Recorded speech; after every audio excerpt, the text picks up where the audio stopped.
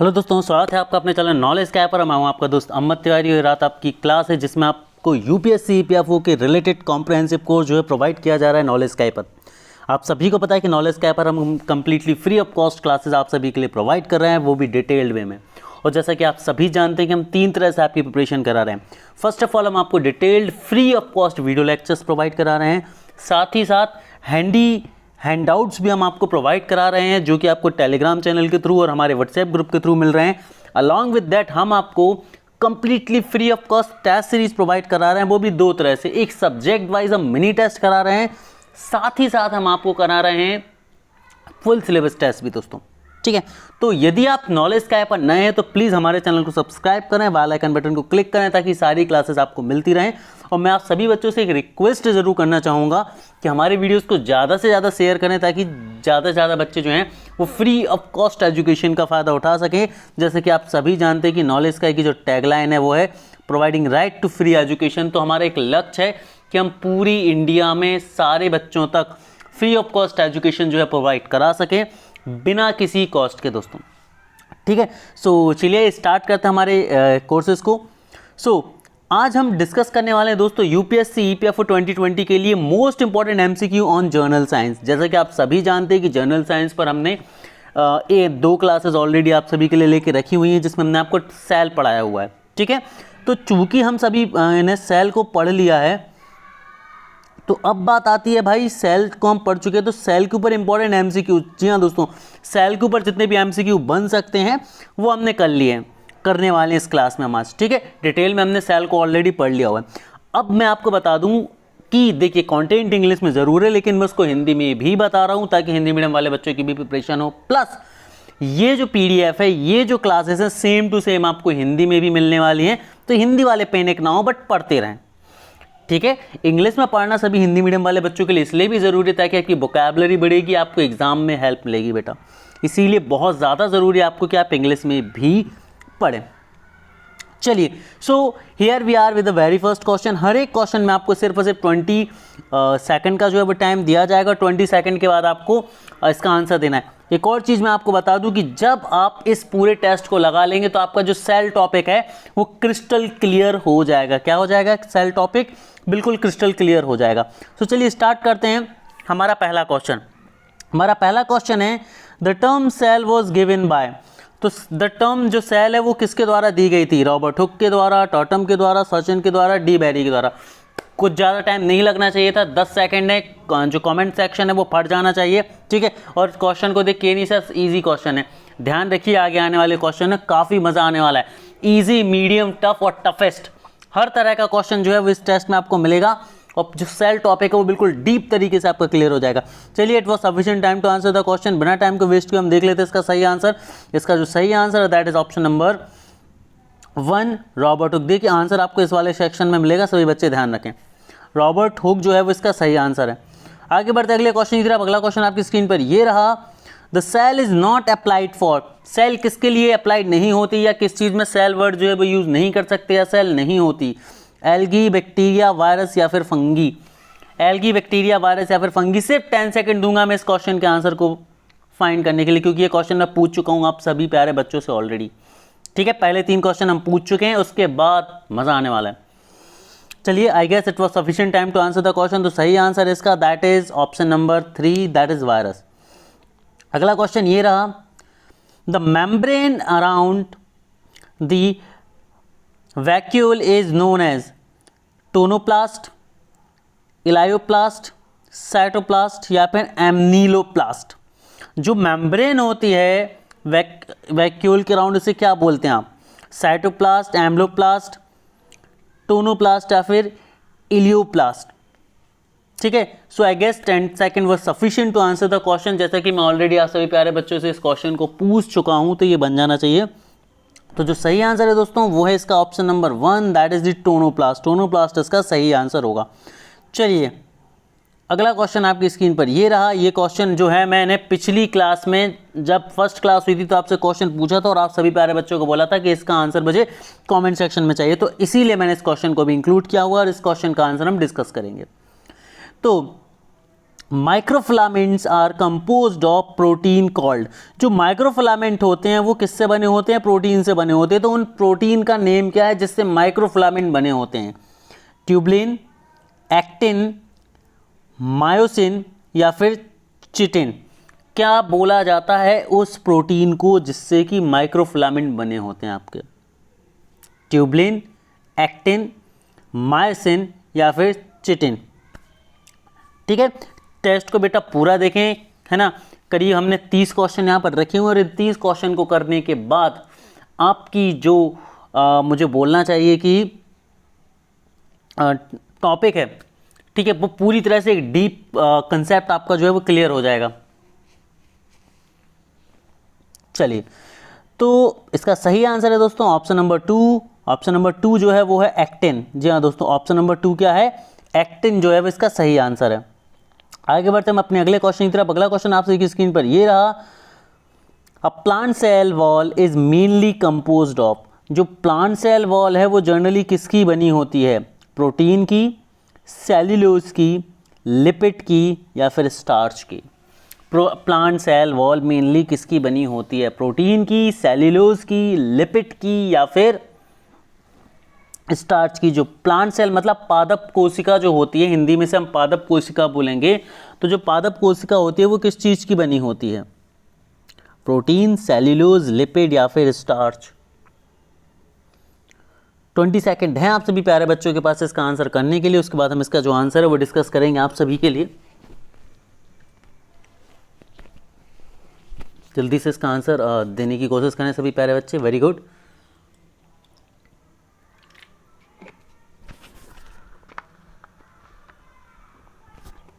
चलिए, I guess it was sufficient time to answer the question. इसका सही answer हम डिस्कस कर लेते हैं। तो जो सही आंसर है दोस्तों वो है ऑप्शन नंबर 2। यदि हम बात करें तो ऑप्शन नंबर 2 मतलब सेल्यूलोज। जी हाँ दोस्तों, जो प्लांट सेल होती है वो मेनली कंपोनेंट जो इसका होता है, मेन कंस्ट्रक्टिंग कंपोनेंट जो होता है प्लांट सेल का, that is the cellulose, that is cellulose. आगे बढ़ते अगले क्वेश्चन पर। अगला क्वेश्चन आप सभी की स्क्रीन पर ये रहा। That is the glycolipid is the plasma membrane are located at. जो ग्लाइकोलिपिड होता है प्लाज्मा मेम्ब्रेन में, वो कहाँ लोकेटेड होता है? ऑप्शन है आपके पास inner leaflet of the plasma membrane, second है the outer leaflet of the plasma membrane, evenly distributed in the inner and outer leaflets, या फिर it varies according to the cell type. ठीक है, अब देखिए ये जो क्वेश्चन है कई बार पॉसिबल नहीं हो पाता है ये थ्योरी में पढ़ना, कई बार हम इन्हें मिस कर देते हैं। ठीक है, लेकिन जब ऐसे क्वेश्चंस आते हैं तो आपके बहुत सारे कंसेप्ट जो है बच्चों वो क्लियर हो जाते हैं और आपको एक आइडिया भी लग जाता है कि आपके क्वेश्चन गलत क्यों होते हैं। ठीक है, देखिए ऐसी चीज़ें जिन्हें हम अवॉइड कर देते हैं वाइल रीडिंग, और है ना, रीडिंग और राइटिंग, बट ऐसे क्वेश्चन आ जाते तो उन्हीं में से एक ये क्वेश्चन था। ठीक है, जल्दी से आंसर दीजिए। काफ़ी सारे बच्चों के आंसर जो हैं वो लाइव चैट में मैं देख सकता हूँ आ रहे हैं। Very good. Glycolipid in plasma membrane are located at. Glycolipid plasma membrane में कहाँ पर उपस्थित होता है? Inner leaflet, outer leaflet, equally distributed in inner and outer leaflet, या फिर it varies accordingly the cell type. आइए देखते हैं इसका सही आंसर क्या होगा। तो इसका जो सही आंसर है दोस्तों that will be option number 2। Option number 2 के अकॉर्डिंग यदि हम बात करें तो जो ग्लाइकोलिपिड होते हैं वो प्लाज्मा मेम्ब्रेन में आउटर लीफलेट में होते हैं। कहाँ पर होते हैं? आउटर लीफलेट में होते हैं प्लाज्मा मेम्ब्रेन के। ठीक है, चलिए आगे बढ़ते अगले क्वेश्चन की तरफ हम चलते हैं। अगला क्वेश्चन नंबर आपकी स्क्रीन पर ये रहा। Lysosome are known as suicidal bag because. हम सभी को पता है कि आत्महत्या की थैली, हिंदी में आत्महत्या की थैली शब्द हमने सुना होगा। लाइसोसोम को आत्महत्या की थैली कहा जाता है, सुसाइडल बैग कहा जाता है। तो ऐसा क्यों कहा जाता है, क्या रीज़न है? पहला, इसकी पैरासाइटिक एक्टिविटी की वजह से। दूसरा, इसकी प्रेजेंस ऑफ फूड वैक्यूल की वजह से, हाइड्रोलिटिक नेचर की या हाइड्रोलिटिक एक्टिविटी की वजह से, या फिर कैटालिटिक एक्टिविटी की वजह से। मतलब इनमें से किस रीज़न की वजह से लाइसोसोम को आप सुसाइडल बैग कहते हैं, आत्महत्या की थैली कहते हैं। ठीक है, ये हमने क्लास में डिस्कस भी किया था बच्चों। ठीक है। तो बताना है आपको फर्स्ट क्लास में जब मैं आपको सारे पार्ट्स बता रहा था, वहाँ पर मैंने आपको लाइसोसोम के बारे में डिटेल में बताया था। ठीक है, 20 सेकेंड हैं आप सभी प्यारे बच्चों के पास इस क्वेश्चन को आंसर करने के लिए। वेरी गुड, काफ़ी सारे बच्चों के जो है वो आंसर आने लगे हैं। यहाँ पर मैंने इसकी जो आंसर है उस वर्ड को मैंने यूज़ भी किया था दोस्तों, यदि आपको डिस्क्रिप्शन याद है वो तो मैंने वहाँ पर यूज़ भी किया था। चलिए, I guess it was sufficient time to answer the question, और हम देख लेते हैं कि इसका सही आंसर है वो क्या होगा। तो दोस्तों जिसका सही आंसर है that will be option number 3। Option number 3 का मतलब क्या है, हाइड्रोलिटिक एक्टिविटीज़। जो हाइड्रोलिटिक एक्टिविटीज़ होती हैं इसकी वजह से आप लाइसोसोम को सुसाइडल बैग कहते हैं, सुसाइडल बैग कहते हैं, आत्महत्या की थैली कहते हैं। किसकी वजह से, हाइड्रोलिटिक एक्टिविटी की वजह से आप इसे ऐसा कहते हैं। आगे बढ़ते हैं अगले क्वेश्चन की तरफ। अगला क्वेश्चन आपकी स्क्रीन पर ये रहा, the properties of integral membrane protein can be studied by. जो प्रॉपर्टीज़ होती है इंट्रीगल मेम्ब्रेन प्रोटीन की, उन्हें किसके द्वारा स्टडी किया जा सकता है। एटॉमिक फोर्स माइक्रोस्कोपी से, क्रायोसेक्शनिंग एंड इलेक्ट्रॉन माइक्रोस्कोपी से, फ्रीज फ्रैक्चर टेक्निक से, इलेक्ट्रॉन माइक्रोस्कोपी से, या फिर ऑल ऑफ दी अबव। तो जो प्रॉपर्टीज़ होती है इंट्रीगल मेम्ब्रेन प्रोटीन की, उनको आप किससे स्टडी कर सकते हैं। देखिए अभी जो क्वेश्चंस है, मैंने कुछ बीच बीच में क्वेश्चन ऐसे टफ रखे हुए हैं बच्चों, जैसा कि आपसे बोला था कि आपको हर एक कैटेगरी के क्वेश्चन करा दिए जाएंगे, और कई क्वेश्चन आपको ऐसे मिलेंगे कि सर ये तो हमने पढ़ा ही नहीं है। तो कुछ चीज़ ऐसी होती जो पढ़ाई में तो नहीं आती, लेकिन क्वेश्चन उनके पूछ ले जाते हैं इनडायरेक्टली घुमा फिरा कर। ठीक है, इन्हीं में से एक चीज़ है, और इसीलिए मैंने ऐसे क्वेश्चंस रखे हुए हैं। ठीक है, इन सारे क्वेश्चंस को यदि आपने अच्छे से कर लिया, इनके आंसर समझ लिए ना बच्चों, तो ये मान के चलिए कि आपका जो सेल है वो कंप्लीट हो गया। यही चीज़ मैंने थ्योरी में इसलिए नहीं पढ़ाई बच्चों, क्योंकि यदि मैं थ्योरी में पढ़ा देता तो उतना इंटरेस्ट नहीं आता, लगता सर ये आते नहीं आते, बट इस तरह के क्वेश्चन आपको घुमा फिरा कर पूछे जरूर जाते हैं। ठीक है, सो आई गेस 20 सेकेंड जो है वो सफिशिएंट टाइम था इसका आंसर करने के लिए। तो ज़रा हम इसका जो सही आंसर है वो ज़रूर देख लेते हैं। ठीक है, 4 ऑप्शन थे आपके पास, atomic force microscopy, cross sectioning and electron microscopy, freeze fracture technique and electron microscopy, या फिर ऑल ऑफ दी अबव। किस चीज़ के लिए, जो प्रॉपर्टीज़ होती है इंट्रीगल मेम्ब्रेन प्रोटीन की, उसकी स्टडी के लिए। तो इसका जो सही आंसर है दोस्तों that is none other than option number 3। Option number 3 के लिए हम बात करें तो freeze fracture technique along with electron microscope. तो जो फ्रीज फ्रैक्चर टेक्निक होती है इलेक्ट्रॉन माइक्रोस्कोप की, उसके थ्रू आप जो है वो स्टडी कर सकते हैं इंट्रीगल मेम्ब्रेन प्रोटीन की। ठीक है, properties of integral membrane protein. अब इस क्वेश्चन को मैं सभी बच्चों से रिक्वेस्ट जरूर करूंगा कि आप लोग इसे नोट डाउन जरूर कर लें, इस टर्म को, इस आंसर को। सभी प्यारे बच्चे एक डायरी लेके जरूर भेजें बैठे, ताकि आप नोट मेकिंग जरूर करते जाएं। आगे बढ़ते अगले क्वेश्चन की तरफ। अगला क्वेश्चन आप सभी की स्क्रीन पर ये रहा, the fluidity of plasma membrane increases with, है ना, जो तरलता है प्लाज्मा मेम्ब्रेन की वो इनमें से किस कारणों से बढ़ती है। The fluidity of plasma membrane increases with, first option है increases in unsaturated fatty acid in the membrane, increases in ऊपर अनस्ट्रक्चर्ड बोल दिया मैंने, अनसैचुरेटेड था, increases in unsaturated fatty acid in membrane, increases in saturated fatty acid in membrane, increases in glycolipid contained in membrane, और increases in phospholate contained in membrane। तो इसमें से कौन सा रीज़न है जिसकी वजह से जो फ्लूइडिटी है प्लाज्मा मेम्ब्रेन की वो बढ़ती है, फ्लूइडिटी जो है वो प्लाज्मा मेम्ब्रेन की बढ़ जाती है, इनमें से किस कारण की वजह से आपको बताना है सभी बच्चों को। फर्स्ट, इनमें से कौन सा रीजन है जिसकी वजह से फ्लूइडिटी जो है वो बढ़ जाती है आपकी दोस्तों। चलिए 20 सेकेंड है आप सभी का इस क्वेश्चन को आंसर करने के लिए, then will discuss the answer of the question.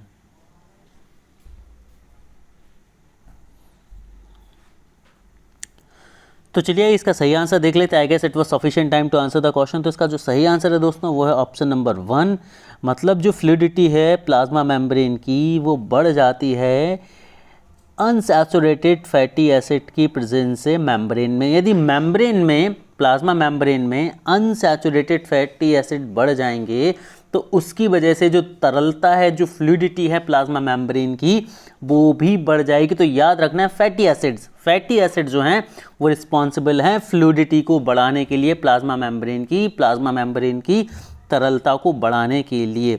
चलिए आगे बढ़ते अगले क्वेश्चन की तरफ। अगला क्वेश्चन आप सभी की स्क्रीन पर ये रहा, which among the following defines GPI anchored proteins.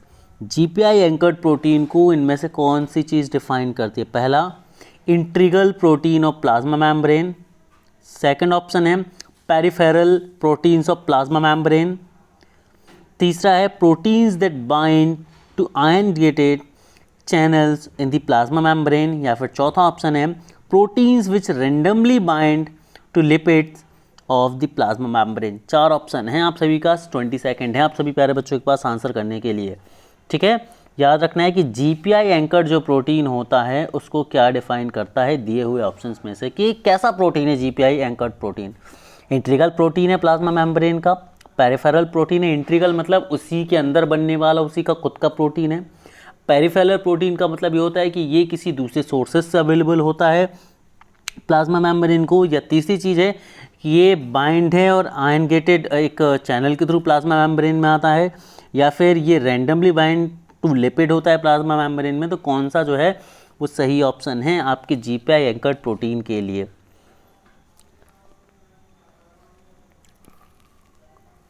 जल्दी से बताइए सभी प्यारे बच्चे। ठीक है, I guess it was sufficient time to answer this question. Discuss कर लेते हैं हम इसका सही आंसर। तो इसका सही आंसर है दोस्तों वो है ऑप्शन नंबर 2। ये एक पेरिफेरल नेचर का प्रोटीन है। मतलब सिंपली आप याद रखेंगे कि जो जीपीआई एंकर्ड प्रोटीन है ये प्लाज्मा मेम्ब्रेन में नहीं बनता है, ये पेरिफेरल प्रोटीन है। मतलब अंदर सेल के अंदर, कोशिका के अंदर इसका मैन्युफैक्चरिंग की जाती है और इसकी शिपिंग की जाती है। शिपिंग किसके द्वारा की जाती है? कल मैंने आपको बताया था। जल्दी से लाइव चैट के थ्रू मुझे नोटिफाई कीजिए कि प्रोटीन और एनर्जी की शिपिंग कौन करता है। तो ये एक पेरिफेरल प्रोटीन और शिपिंग के जरिए कहाँ तक पहुँचता है? प्लाज्मा मेम्ब्रेन तक पहुँचता है। आगे बढ़ते अगले क्वेश्चन की तरफ। अगला क्वेश्चन आपकी स्क्रीन पर ये रहा कि the resting potential membrane is determined bye.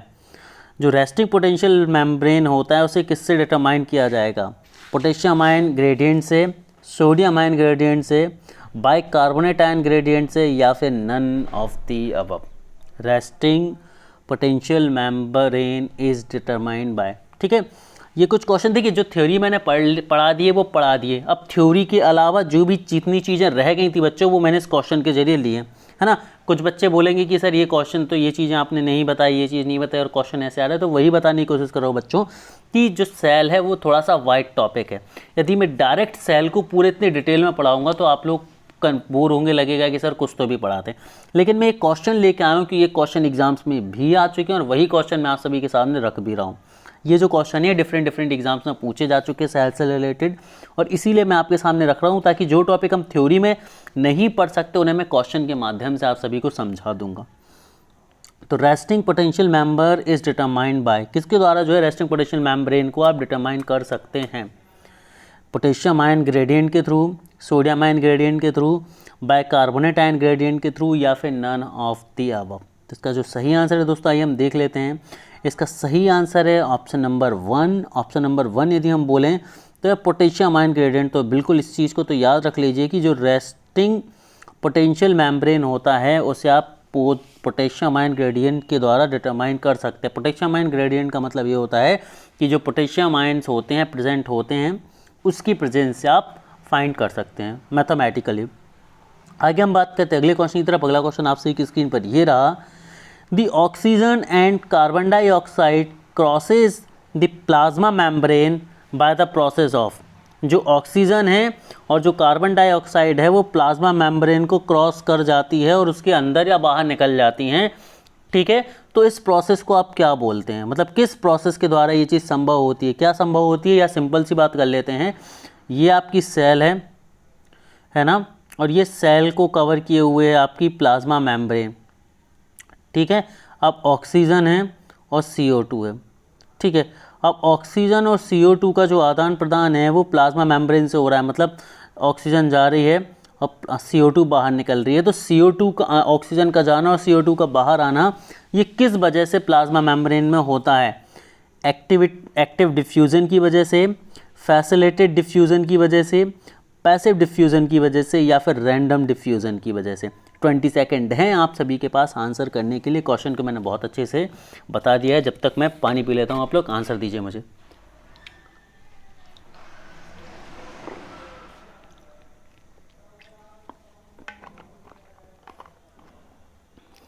चलिए, काफ़ी बच्चों के आंसर आ रहे हैं, वेरी गुड।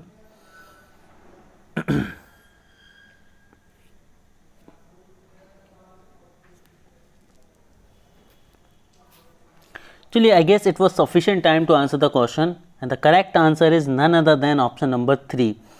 मतलब पैसिव डिफ्यूज़न के थ्रू ये काम होता है। किसके थ्रू? पैसिव डिफ्यूज़न के थ्रू। तो इस चीज़ को याद रखना है कि पैसिव डिफ्यूज़न के थ्रू ऑक्सीजन और कार्बन डाइऑक्साइड जो होती है वो प्लाज्मा मेम्ब्रेन को क्रॉस कर जाती है। पैसिव डिफ्यूज़न का मतलब ये होता है कि ये काम अपने आप होता रहता है। डिफ्यूज़न की जो प्रक्रिया होती है, इस प्रक्रिया के द्वारा ये काम होता रहता है। जैसे हम ब्रीथ इन ब्रीथ आउट करते रहते हैं ना, एक पैसिव ब्रीथिंग सिस्टम के थ्रू, ठीक है। इसके लिए हमें कोई अलग से एफर्ट नहीं लगाने पड़ते बाहर से कि हमें याद रखना पड़ता है या कोई एक्सटर्नल मैकेनिज्म हो इस चीज़ के लिए। तो सेम पैसिव डिफ्यूज़न यहाँ पर टर्म है। आगे बढ़ते हैं। The cell without cell wall is termed as. एक सेल को बिना सेल वॉल के क्या कहा जाएगा? कोशिका को बिना कोशिका भित्ति के क्या कहा जाएगा? टोनोप्लास्ट, प्रोटोप्लास्ट, सिम्प्लास्ट या फिर एपोप्लास्ट। क्या कहा जाएगा एक सेल को जिसमें कि सेल वॉल प्रेजेंट नहीं है ना। बहुत आईएमपी क्वेश्चन है ये आप सभी प्यारे बच्चों के लिए, ठीक है। जल्दी से मुझे बताइए, 20 सेकंड हैं आप सभी के पास आंसर करने के लिए। फिर इसके बाद हम इसके आंसर को डिस्कस करेंगे। A cell without the cell wall is termed as tonoplast, protoplast, symplast या फिर एपोप्लास्ट। चलिए आइए देख लेते हैं इसका सही आंसर क्या होगा। तो दोस्तों इसका जो सही आंसर होगा that will be option number 2। A cell without the cell wall is known as protoplast, is known as protoplast. अगला क्वेश्चन आपकी स्क्रीन पर ये रहा। Which is not an example of transmembrane transport between different subcellular components. ठीक है, तो जो transmembrane transport होता है अलग अलग सेल्स में, है ना, या सेल के अलग अलग कंपोनेंट में, है ना, उनमें से तो दिए हुए ऑप्शन में से उनमें से कौन सा एग्जाम्पल नहीं है? Transport from stroma into thylakoid space, option number 2 है। Transport from cytoplasm into the lumen of the endoplasmic reticulum, option number 3 है। Transport from endoplasmic reticulum into the Golgi complex, या फिर option number 4 transport from mitochondrial intermembrane space into the mitochondrial matrix. ठीक है, तो इनमें से कौन सा जो एग्जाम्पल है वो सब सेलुलर जो कंपार्टमेंट होते हैं उनमें ट्रांसपोर्ट का एग्जाम्पल नहीं है ट्रांसफर मेम्ब्रेन के थ्रू। ठीक है, 20 सेकेंड है आप सभी के पास इस क्वेश्चन का आंसर करने के लिए। जल्दी से कीजिए so that we can proceed to our next question. ठीक है, काफ़ी अच्छा क्वेश्चन है दोस्तों। ये एग्जाम के पॉइंट ऑफ व्यू से हम बोल सकते हैं कि ये एक very very very very MP question है आप सभी के लिए। और यदि इस सारे क्वेश्चंस को आपने याद कर लिया तो कहीं ना कहीं आप जो सेल है उससे रिलेटेड सारे के सारे एस्पेक्ट से अपने आप को फ्री कर पाएंगे। तो इसका जो सही आंसर है दोस्तों वो है ऑप्शन नंबर 3। ऑप्शन नंबर 3 बोले हम तो transport from endoplasmic reticulum into the Golgi complex. ठीक है, याद रखना है, इसको छोड़ दिया जाए तो इसके अलावा सभी जो एग्जाम्पल है वो ट्रांसमेम्ब्रेन ट्रांसपोर्ट जो होता है अलग अलग या सब सेलुलर कंपार्टमेंट में उनके एग्जाम्पल हैं। ठीक है, मतलब जो है transport from endoplasmic reticulum into the Golgi complex एक एग्जाम्पल नहीं होगा। आगे बढ़ते हैं। Which is the correct regarding the peptides in the Ramachandran plot. ठीक है, तो रामचंद्रन प्लॉट के बारे में जो चीज़ें, इनमें से कौन सा ऑप्शन जो है वो करेक्ट नहीं है? पहला, the sequence of the peptides can be reduced, option number 2 है। It is not possible to conclude whether the peptides adopt entirely helix or entirely beta sheet conformation. C है, peptides that are unstructured will have all the backbone Dahera angles in the disallowed regions, and option number 4 है the occurrence of a beta turn conformation in the peptides can be deduced। ठीक है, 4 option हैं और इस चीज़ के लिए मैं आप सभी के लिए एक सेपरेट क्लास भी सेल के साथ प्लान करने वाला हूँ इस वीक के लास्ट में। ठीक है, 20 सेकंड है अभी तक इसका आंसर देने के लिए, कोशिश करेंगे सभी बच्चे कि इसका आंसर दे पाएँ। एग्जाम के पॉइंट ऑफ व्यू से अगेन एक इंपॉर्टेंट क्वेश्चन बनता है आप सभी के लिए। तो चलिए दोस्तों इसका सही आंसर देख लेते हैं। तो इसका जो सही आंसर है दैट इज ऑप्शन नंबर 4, मतलब the occurrence of the beta turn conformation in the peptides can be reduce. तो only option number 4 is correct regarding the peptides which is written in the Ramachandran plot. अगला क्वेश्चन है the function of the centrosome is, जो centrosome है उसका function क्या है? First, formation of spindle fibres.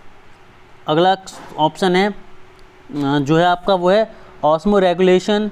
Next है सीक्रेशन। चौथा है प्रोटीन सिंथेसिस। इनमें से कौन सा जो है वो फंक्शन है सेंट्रोसोम का? 20 सेकंड हैं आप सभी के पास इस क्वेश्चन का आंसर देने के लिए। जल्दी से सभी बच्चे आंसर देंगे।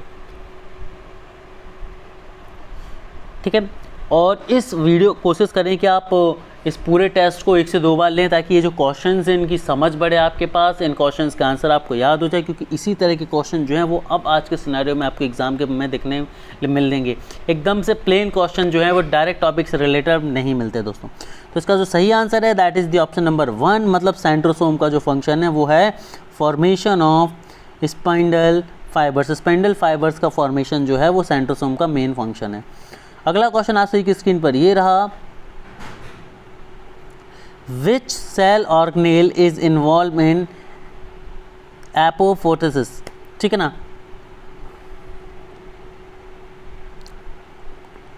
ठीक है, लाइसोसोम, ईआर, गोल्जी या फिर माइटोकॉन्ड्रिया, इनमें से कौन सा जो है वो इन्वॉल्व होता है? जल्दी से मुझे इसका आंसर दीजिए बच्चों। ठीक है, 20 सेकंड है आप सभी के पास इस क्वेश्चन का आंसर देने के लिए। वेरी गुड, काफ़ी सारे बच्चों का आंसर आ रहे हैं, दैट्स ग्रेट टू सी। चलिए इसका सही आंसर डिस्कस कर लेते हैं। तो इसका सही आंसर है दैट इज़ ऑप्शन नंबर 4, मतलब जो है माइटोकॉन्ड्रिया जो है वो इन्वॉल्व होता है इस प्रोसेस में। आगे बढ़ते अगला क्वेश्चन आप सभी की स्क्रीन पर ये रहा। चलिए अगले क्वेश्चन की तरफ हम बढ़ते हैं। और ठीक है दोस्तों, एक बार वीडियो को लाइक और सब्सक्राइब जरूर कर दें, साथ ही अपने सोशल मीडिया प्लेटफॉर्म पर भी शेयर कर दें। चलिए तो अगला क्वेश्चन हमारा phosphatidyl residues in the plasma membrane are located at the inner left plate of the plasma membrane, the outer left plate, evenly distributed in inner and outer left plate, और none of the above। जल्दी से मुझे इसका answer दीजिए, fast 20 second है आप सही बच्चों के पास आंसर करने के लिए।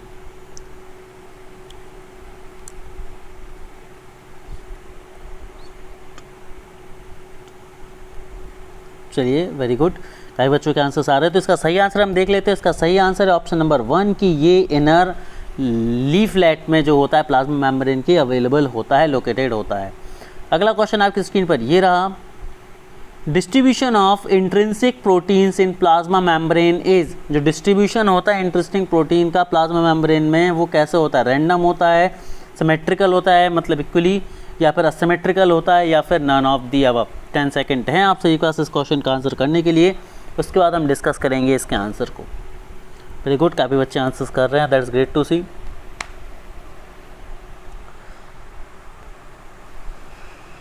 पीडीएफ के लिए सभी बच्चे ध्यान रखें कि पीडीएफ आपको जो है वो टेलीग्राम ग्रुप पर मिल जाएंगी, सारी की सारी पीडीएफ आप सभी के लिए अवेलेबल करा दी गई हैं बच्चों। इसका जो सही आंसर है देख लेते हैं। इसका सही answer option number C, that is asymmetrical. जी हाँ दोस्तों, असिमेट्रिकल एक प्रोसेस, असिमेट्रिकल प्रोसेस के थ्रू जो है इंट्रिंसिक प्रोटीन जो है वो प्लाज्मा में डिस्ट्रीब्यूट होता है। ठीक है, अगला क्वेश्चन हमारी स्क्रीन पर ये रहा, that is the select the foodborne toxin, botulin toxin, tetanus toxin, diphtheric toxin या फिर कोलेरा टॉक्सिन। कौन सा जो है वो एक फूडबोर्न टॉक्सिन है इसमें से? तो इसका सही आंसर हम देख लेते हैं। इसका सही आंसर है option number 1, that is the botulin toxin. तो दोस्तों यहाँ पर हमारे क्वेश्चन जो है वो आज के ख़त्म होते हैं। मैं उम्मीद करता हूँ कि आपको टेस्ट पसंद आया होगा।